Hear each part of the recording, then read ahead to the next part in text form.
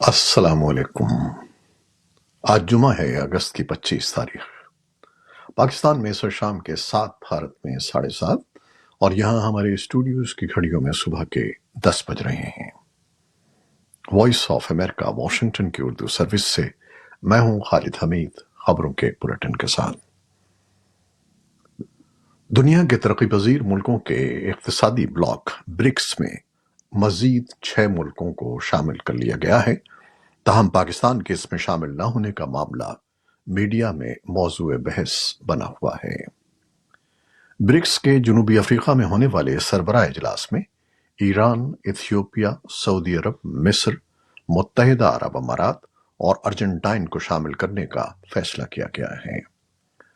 بھارت کے ذرائع ابلاغ میں ایسی خبریں سامنے آئی ہیں کہ پاکستان بھی برکس کی رکنیت حاصل کرنے کا خواہاں ہے، جس کے لیے اسے اپنے قریبی اتحادی دوست ملک چین کی حمایت بھی حاصل ہے۔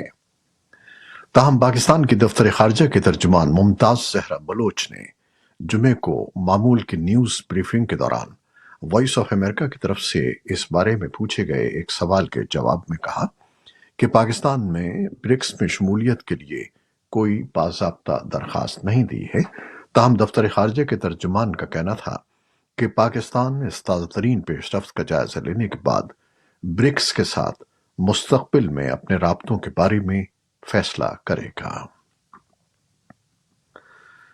اقوام متحدہ کی تنظیم یونیسیف نے ایک رپورٹ میں خبردار کیا ہے کہ پاکستان میں آنے والے تاریخی سیلاب کے 1 سال بعد بھی لاکھوں بچوں کی انسانی امداد اور بنیادی سہولتوں تک رسائی حاصل نہیں ہے۔ یونیسیف نے جمعے کو جاری ایک رپورٹ میں کہا ہے کہ سیلاب سے متاثرہ اضلاع میں 35 لاکھ سے زیادہ بچوں کو غذائیت کی اشد ضرورت ہے۔ یونیسیف نے کہا ہے کہ سیلاب متاثرین کی بحالی کی کوششیں ابھی بھی فنڈز کی کمی کا شکار ہیں، جبکہ مانسون بارشیں سیلاب سے متاثرہ آبادکاری کی مشکلات میں اضافہ کر رہی ہیں۔ اسلام آباد ہائی کورٹ نے سابق وزیر اعظم عمران خان کی سزا معطلی کی درخواست پر سماعت پیر تک ملتوی کر دی ہے۔ چیف جسٹس اسلام آباد ہائی کورٹ جسٹس عامر فاروق کی سربراہی میں 2 رکنی بینچ نے جمعے کو عمران خان کی سزا کی معطلی کی درخواست پر سماعت کی۔ الیکشن کمیشن کے وکیل امجد پرویز ایڈوکیٹ بیماری کے باعث عدالت میں پیش نہیں ہوئے، ان کی غیر موجودگی میں معاون وکیل نے پیروی کی۔ عمران خان کے وکیل لطیف کھوسہ نے اعتراض اٹھاتے ہوئے کہا کہ ایک شخص 20 روز سے جیل میں ہے، جس پر جسٹس عامر فاروق نے کہا کہ ٹرائل کورٹ نے جو کیا وہ غلط کیا۔ جمعے کو سزا معطلی کی درخواست کی سماعت کے دوران چیف جسٹس اسلام آباد ہائی کورٹ نے ریمارکس دیے کہ ہم سزا معطلی کی درخواست کو پیر تک ملتوی کرتے ہیں، اور اگر کوئی نہ بھی آیا تو فیصلہ کر دیں گے۔ پاکستان کے شمالی سیاحتی علاقے گلگت بلتستان کے اہم شہر اسکردو اور نواحی علاقوں میں ایک شیعہ عالم دین کے خلاف توہین رسالت کے قانون کے تحت مقدمہ درج کرنے اور توہین صحابہ کرام کے مجوزہ ترمیمی بل کے خلاف جمعے کو مکمل ہڑتال رہی۔ گلگت بلتستان حکومت نے بدھ کے روز چلاس میں اہل سنت مکتبہ فکر کے علماء اور اکابرین کے مطالبے پر شیعہ عالم دین باقر الحسینی کے خلاف توہین رسالت کے قانون کے تحت مقدمہ درج کر لیا۔ مظاہرین سے خطاب کرتے ہوئے شیعہ برادری کے مذہبی اور سیاسی رہنماؤں نے الزام لگایا کہ بعض ریاستی ادارے بیرونی قوتوں کے ایما پر مذہبی منافرت پھیلا رہے ہیں، جبکہ شیعہ اور سنی برادریوں کے درمیان کسی قسم کا کوئی تنازع نہیں ہے۔ حکومت کی جانب سے شیعہ عالم دین کے خلاف درج کردہ توہین رسالت کے مقدمے کے درج ہونے سے پیدا شدہ صورتحال پر کسی قسم کا بیان سامنے نہیں آیا ہے، مگر ایک مقامی صحافی کا کہنا ہے کہ کمشنر اور ڈپٹی کمشنر شیعہ برادری کے مذہبی اور سیاسی رہنماؤں کے ساتھ رابطے میں ہیں۔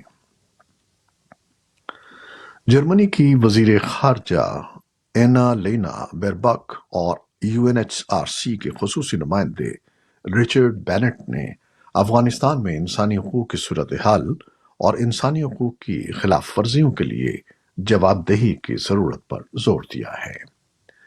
رچرڈ بینٹ نے کہا کہ وزیر خارجہ اینالینا بیرباک سے مل کر خوشی ہوئی اور ہم نے افغانستان میں انسانی حقوق کے اہم مسائل بشمول اس کی حقوق نسواں کی خارجہ پالیسی پر تبادلہ خیال کیا اور انسانی حقوق کی خلاف ورزیوں کے لیے جواب دہی کی ضرورت پر زور دیا۔ جرمن وزارت خارجہ نے ایک بیان میں کہا کہ افغانستان میں عوام کے ساتھ یکجہتی اٹوٹ ہے اور ہم ان کے انسانی حقوق کے لیے آواز اٹھاتے رہیں گے۔ بھارت اور چین کے رہنماؤں نے سرحدی تنازع کے خاتمے کی کوششوں پر اتفاق کیا ہے۔ بھارتی وزیر اعظم نریندر مودی اور چین کے صدر شی جن پنگ کے درمیان جنوبی افریقہ میں برکس اجلاس کے موقع پر سائیڈ لائن ملاقات ہوئی۔ بھارتی حکام کے مطابق وزیر اعظم مودی نے چینی صدر سے غیر حل شدہ سرحدی تنازعات پر بات کی اور اپنے تحفظات کا اظہار کیا۔ بھارت کے سیکریٹری خارجہ نے صحافیوں سے بات کرتے ہوئے بتایا کہ دونوں رہنماؤں نے سرحدی تنازعات کے حل کے لیے کوششیں تیز کرنے پر اتفاق کیا ہے۔ دوسری جانب نئی دہلی میں چینی سفارت خانے نے ایک بیان میں کہا ہے کہ فریقین کو اپنے دو طرفہ تعلقات کے مجموعی مفادات کو ذہن میں رکھتے ہوئے سرحدی مسئلے سے مناسب طریقے سے نمٹنا چاہیے۔ امریکا کے سابق صدر ڈونلڈ ٹرمپ نے سن 2020 کے صدارتی انتخابات میں ریاست جارجیا کے انتخابی نتائج کو بدلنے کی کوشش کے کیس میں گرفتاری پیش کر دی، جس کے 20 منٹ بعد وہ کاؤنٹی جیل سے ایئرپورٹ کے لیے روانہ ہو گئے۔ اس کیس میں ان کی ضمانت پہلے ہی ہو چکی ہے۔ ٹرمپ اور جارجیا کے انتخابات میں اپنی شکست کو تبدیل کرنے کی مبینہ کوششوں سے منسلک دھوکہ دہی اور سازش کے سنگین الزامات ہیں۔ اس مقدمے میں گرفتاری دینے کے لیے وہ جمعرات کی شام اٹلانٹا کی فلٹن کاؤنٹی جیل پہنچے۔ سابق صدر کی اٹلانٹا آمد کے بڑے پیمانے پر قومی اور مقامی میڈیا نے لائیو کوریج کی۔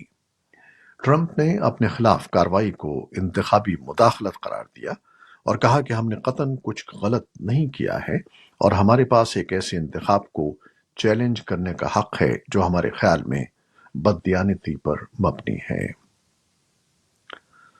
امریکی محکمہ دفاع پینٹاگون نے کہا ہے کہ یوکرین کے پائلٹس کو آئندہ ماہ امریکہ میں F-16 طیاروں کی تربیت دی جائے گی تاکہ وہ یہ جدید طیارے روسی فورسز کے خلاف لڑائی میں استعمال کر سکیں۔ پینٹاگون کے ترجمان کا کہنا ہے کہ یوکرین کے پائلٹس پہلے مرحلے میں انگریزی زبان کی تربیت حاصل کریں گے، جس کے بعد انہیں آئندہ ماہ ہی ایریزونا میں F-16 طیاروں کی تربیت دی جائے گی۔ وائٹ ہاؤس نے بھی ایک بیان میں کہا ہے کہ صدر جو بائیڈن اور ان کے یوکرینی ہم منصب ولادیمیر زیلنسکی کے درمیان تربیتی پروگرام پر بات چیت ہوئی ہے۔ روس کے خلاف اپنے دفاع کے لیے یوکرین امریکہ سے F-16 طیاروں کی فراہمی کا مطالبہ کرتا رہا ہے۔ حال ہی میں امریکہ نے ڈنمارک اور نیدرلینڈز کو اجازت دی تھی کہ وہ یوکرین کو F-16 طیارے فراہم کر سکتے ہیں۔ روس نے جمعے کو یوکرین کے 42 ڈرونز مار گرانے کا دعویٰ کیا ہے۔ روسی وزارت دفاع نے کہا ہے کہ ایئر ڈیفنس فورسز نے 9 ڈرونز کرائمیا میں تباہ کیے، جبکہ ماسکو کی جانب آنے والے 33 ڈرونز کو بھی مار گرایا گیا۔ ماسکو نے یوکرین کی اس مبینہ کارروائی کو منظم حملہ قرار دیتے ہوئے کہا ہے کہ حملوں میں کوئی جانی نقصان نہیں ہوا۔ دوسری جانب یوکرین کی جانب سے روس کے اس دعوے پر کوئی بیان سامنے نہیں آیا ہے۔ دوسری خبروں میں امریکہ نے جمعرات کے روز 11 افراد اور 2 اداروں پر پابندیوں کا اعلان کیا جو یوکرینی بچوں کی ملک بدری میں ملوث تھے۔ امریکی وزیر خارجہ اینٹنی بلنکن نے ایک بیان میں کہا کہ یہ پابندیاں یوکرین کے بچوں کی زبردستی منتقلی اور ملک بدری میں ان کے کردار کی وجہ سے لگائی گئی ہیں۔ یوکرین کا خیال ہے کہ روس کے حملے کے بعد سے 19,500 سے زیادہ بچوں کو ملک بدر کیا جا چکا ہے۔ جمعرات کو یوکرین کا یوم آزادی بھی منایا گیا۔ اسپین میں پولیس اور کسٹم حکام نے 9.5 ٹن کوکین پکڑنے کا دعویٰ کیا ہے جو ان کے مطابق ایکویڈور سے یورپ اسمگل کی جا رہی تھی۔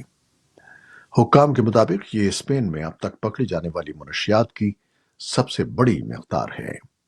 حکام کا کہنا ہے کہ کوکین اسپین کی ایک بندرگاہ سے پکڑی گئی، جو کیلوں کی پیٹیوں میں چھپا کر ریفریجریٹڈ کنٹینر کے ذریعے اسمگل کی جا رہی تھی۔